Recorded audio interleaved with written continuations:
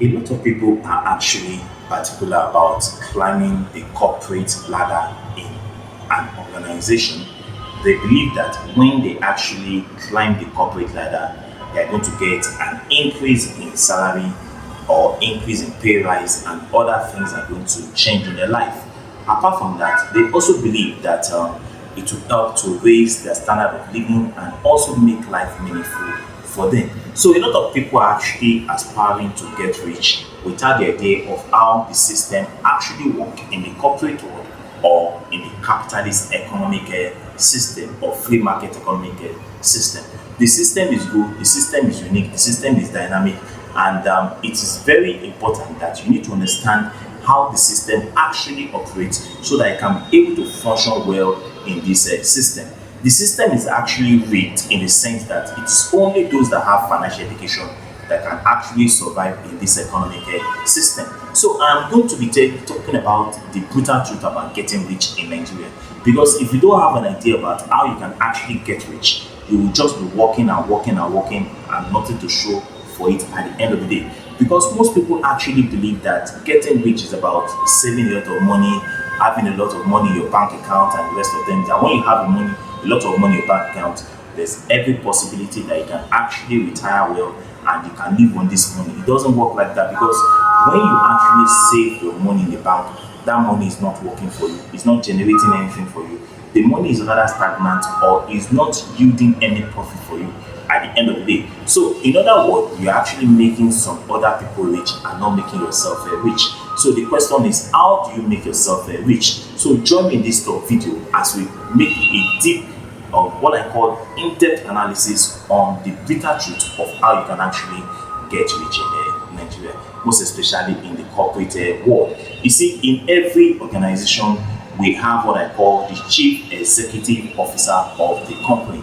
And this chief executive officer of the country has what I call fiduciary or what I call legal obligations. Legal obligations. In this organization, you have the chief executive officers, you have other executives and other senior management or managers working for him, and you have the employees also working under them, and all of them are pursuing different things that they actually wanted to achieve in life or they actually wanted to achieve.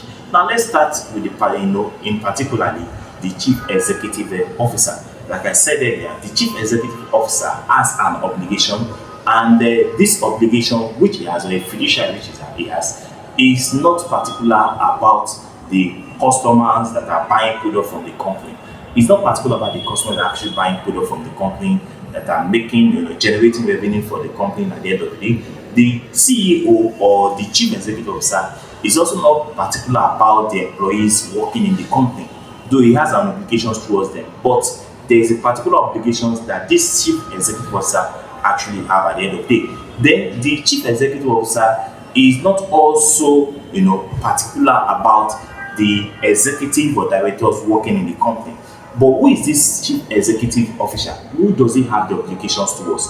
He has an obligation not to the customers, he has an obligation not to the employees, he has an obligation not to the directors or executive working in the company, but he has an obligation to the shareholders. The chief executive officers is working for the shareholders. And who are the shareholders? The owners of the company. The chief executive officer actually has an obligations to the shareholders of the company who are actually, part and owner or co-owners of the company. So this chief executive officer is there to make or generate money or profit for the shareholders. So the chief executive officer is in order to be able to generate money for the shareholders or the co-owners of the company, he needs to direct the employees and he needs to direct the executives and the directors so that he can actually make the shareholders to be rich. So the chief or CEO or chief executive officer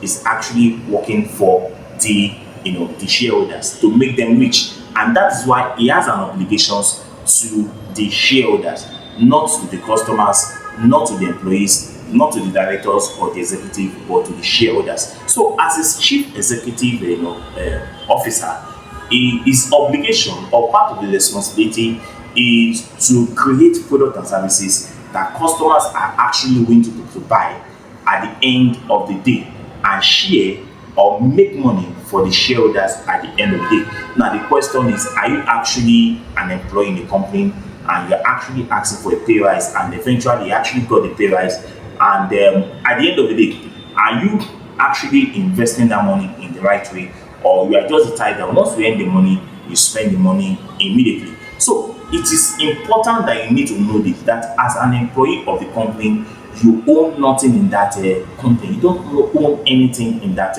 company. In other words, the company can decide to fire you or sack you at any time.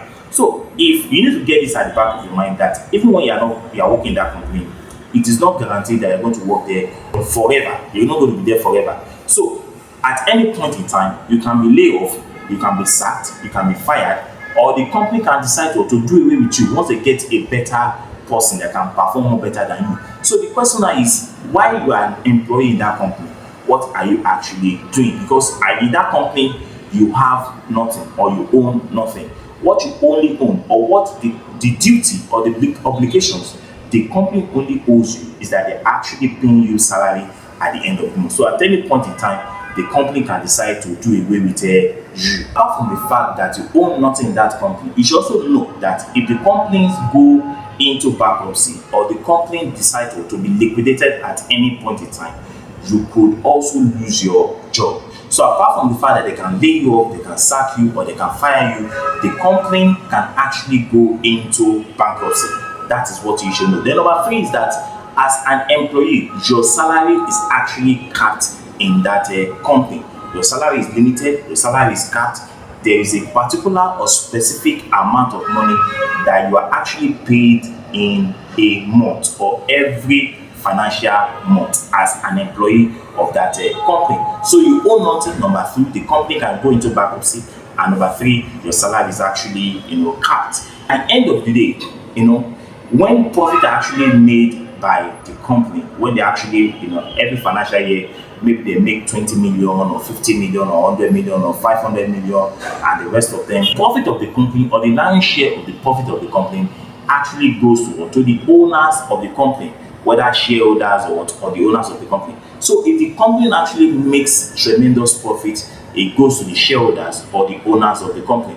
However, anybody can be an owner of a company. That's where we're actually going to. You can actually be an owner of the company even when you are also an employee of the company. And that is why I'm saying that in a capitalist world, you need to understand how the system actually works. You don't necessarily mean to be working in the company as an employee. You can also be a co-owner of the company, not necessarily being a co-owner of the company where you are working, but you can decide to buy shares or buy stocks or buy rental estates and some other things, and you actually invest the money where you can actually be creating what I call multiple streams of income or passive income for yourself at the end of the day. So while you are working, while you are on vacation, while you're on leave or anything, your money is actually working for you. Even when you're not working, if at all you're actually laid off or sacked, or the company actually goes into bankruptcy, or anything actually happens, you are rest assured that you can still survive and you can still live your life, because while you're not working, your money is actually working for you. So the profit of the company actually goes to the shareholders of the company or to the owners of the company. But like I said earlier, anybody can be a co-owner of a company.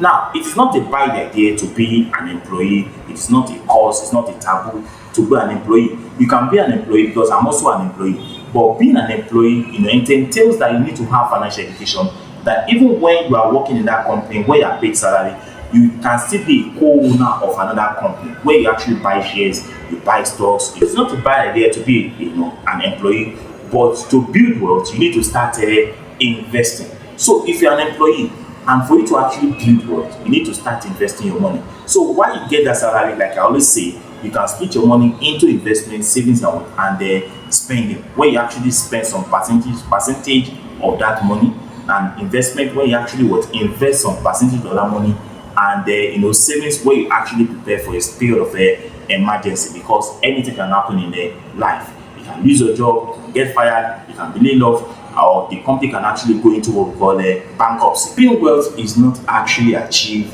when you are an employee, even though it's actually good to be an employee. but you cannot build wealth when you are actually an employee. The best guarantee to building wealth is when you actually invest your money, when you actually turn your salary into an asset.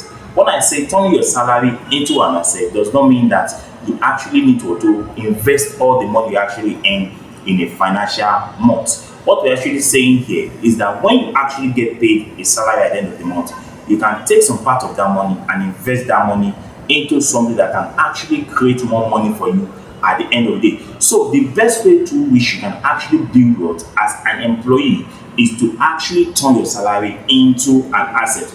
You can turn your salary into an asset by number one, earning, number two, buying, or number three, building. Do you understand now? Now let me quickly explain what I mean by earning. You see, this occurs if the company actually offers an equity or a profit to the employee. For example, if the company actually make money where you're actually working, and the company actually decided to share some part of the profit of the company or the equity of the company with the co-workers, in that situation, you are actually earning from the company. In other words, what we're saying here is that as an individual, you can earn or raise assets through what we call earning. But this system does not usually is not prevalent in Nigeria, or is not common in our part of the world, where the owner of the company or the company shares some part of its equity or profit with the employees at the end of the day. So that one is what is earning. So you can actually turn your salary into asset by earning. The number two is what I call by buying. By buying. You see, this one is the most easiest part that you can actually use to build your wealth, by buying. Now, what do I mean by buying? You can buy a lot of things in Nigeria where you can actually invest your money.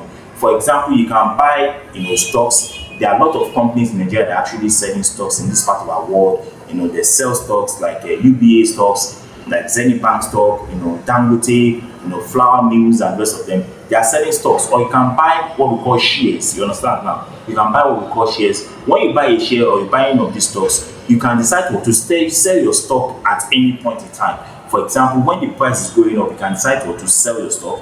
And what I always tell people is that if you are dealing on stocks and the price of those stocks are actually going down, that is experiencing what I call recession, it is not the best time to sell, because that is the best time to buy more stock. Because at the end of the day, the stock is going to bounce back at the end of that crisis. Now, buying shares too, you can buy shares. There are so many companies in Nigeria that are actually selling shares. You can buy shares from them, and all you need to do is to meet your your portfolio investment manager that can actually help you or aid you or advise you what shares you can actually buy at the end of the day. Like I said, there's many companies that are selling shares in our part of the world, and people are buying into it. Do you get it? They are buying into it.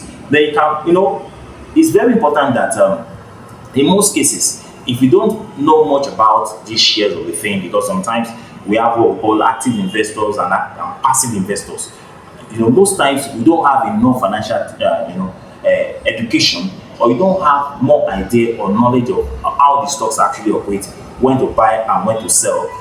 Like in that situation, you're actually an active investor. You can actually be what we call a passive investor, where you can actually invest your money into some funds.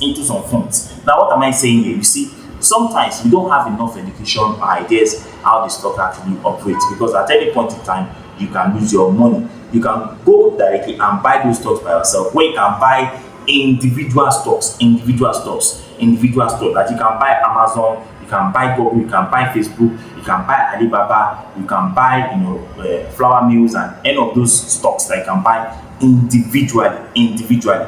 But if you are at risk of where you don't have much financial education or idea how the system actually operates, you can buy into bonds, into funds. You get it now? We call it equity trust funds. You can call it funds. You can buy into these funds where you have the conglomerate of companies like the S&P 500, like the Nasdaq or the Dow Jones, where you buy into these funds. So what are we saying? If the company, one of the companies that are in that S&P 500 goes into liquidation, that does not affect your money.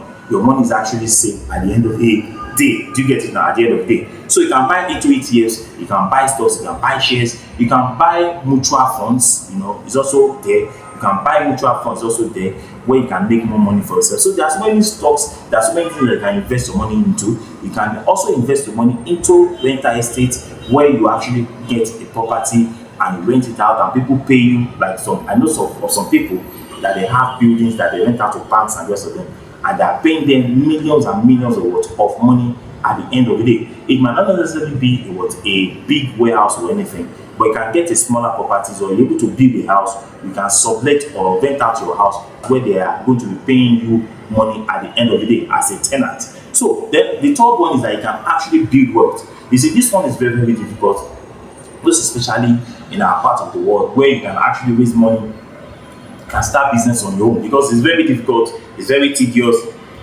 it involves a lot of time, it involves a lot of capital, it involves a lot of experience and the rest of them. So building business is like you are becoming an entrepreneur or the owner of a business. But if you don't have an idea about it, you don't need to go into it. So when you are a shareholder in a company, your profit is not a cap. What we're saying here is that for you to be able to survive in this economic system, you need to be an investor. You need to be investing your money. You need to be a shareholder. You need to be a co-owner into a company. So being an employee alone does not help, because when you are an employee, your salary is capped. You can be sacked at any time. The company can go into bankruptcy. But when you are a shareholder of a company, your profit is not capped, because once the company is making money, you are also making money. You might not necessarily be a co-owner of that company where you are working, but you can actually invest your money into other companies where you are going to be making money at the end of the day. And we call it what you know, and don't forget that it's actually a decade of sacrifice. It's something that you have to build over a long period of time for you to be able to achieve your purpose. So when you're a shareholder in the company, your profit is not capped. The fear of losing your job is not there, because even when you're not working, your money is actually working for you. So when you're not working, your money is earning more money for you. Your money is working for you, and you are not restrained, financially at the end of the day, because it should get to a point where you're going to achieve what I call financial independence. That is, if you are consistent, if you are resilient, if you are determined, if you are focused, if you are continuous, if you are persistent in whatever you are doing regarding to investment, you can be rest assured that at the end of the day, your money is not going to be wasted. So even when you are not working, even when you are on vacation, even when life happens and emergency actually occurs in life that we don't even expect, you can be rest assured that you can survive in this economic system. So there's some economic system that actually read that it's only those that have financial education that can actually survive in this system. So aspiring, to climb corporate ladders, earning more salaries or take home is not enough. What you need to do is to actually invest your money. While you are working in that company, you can actually invest your money where you can create a passive income or other forms of income where you are actually earning more money at the end of the day, so that when you are not working or when you are retired or when life happens, you can actually survive at the end of the day. So I actually believe that I've actually gained something in this video. If you have actually done that, please subscribe to the video now. So I see you next time. Thank you and God bless you. Bye bye.